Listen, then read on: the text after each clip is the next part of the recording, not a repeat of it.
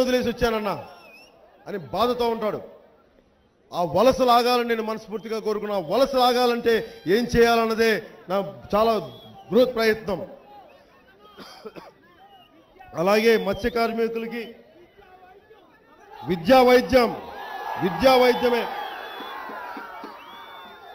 మన గిరిజనులకి సరైన ప్రాథమిక చికిత్స కేంద్రాలు లేవు, వైద్య కేంద్రాలు లేవు. ఇందాక చాలా గొప్ప మాట అన్నాడు ఒక ఐఐటి విద్యార్థి. ఒక పెప్సీ కోలా, ఒక కోకో కోలా గిరిజన తాండాల్లోకి వెళ్ళినప్పుడు, గిరిజన గ్రామాల్లోకి వెళ్ళినప్పుడు, దేశమంతా నలుమూలలా వెళ్ళినప్పుడు,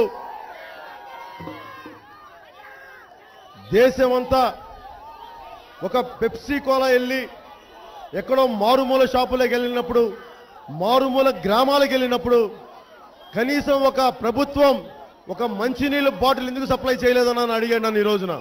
ఇది పట్టి చూస్తే నిజానికి ప్రభుత్వానికి చిత్తశుద్ధిగానే ఉంటే నిజంగా రక్షిత మంచినీళ్ళు ప్రతి గ్రామానికి వచ్చు. కానీ మనం ఎప్పుడు బానిసల్లాగే ఉండాలి, వారిని ఎప్పుడు అడుక్కునేలాగా ఉండాలి. వాళ్ళు ఎప్పుడు ఇచ్చేవాళ్ళు, మనం పుచ్చుకునేవాళ్ళు. ఈ ధోరణి శ్రీకాకుళం నుంచే మారాలి. ఈ ముందడుగు శ్రీకాకుళం నుంచి చేయాలి. ఈ మార్పు శ్రీకాకుళం నుంచే రావాలి.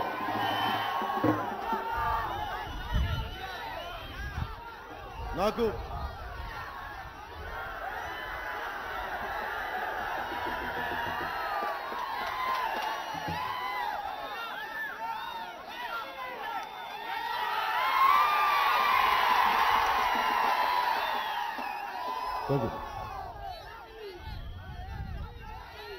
అన్నిటికంటే మంచి మైత్రి పుస్తక మైత్రి. చాలా గొప్పది. నాకు ఇచ్చే లంచం అదే. నేను కూడా పుస్తకాలే నా లంచం. ఓ పుస్తకం ఇస్తే నీకు బందీని. కానీ తెలుగుదేశం వాళ్ళకి అలా కాదు, ఇసుక కావాలి వాళ్ళకి. పవన్ కళ్యాణ్కి పుస్తకం ఇస్తే చాలు. తెలుగుదేశం వాళ్ళకి ఇసుక కావాలి, కాంట్రాక్టులు కావాలి, జీవితాలు వ్యర్థమైపోవాలి, నిధులు కావాలి, నియామకాలు వాళ్ళకే, అన్ని వాళ్ళకే, మనకేమి వద్దు.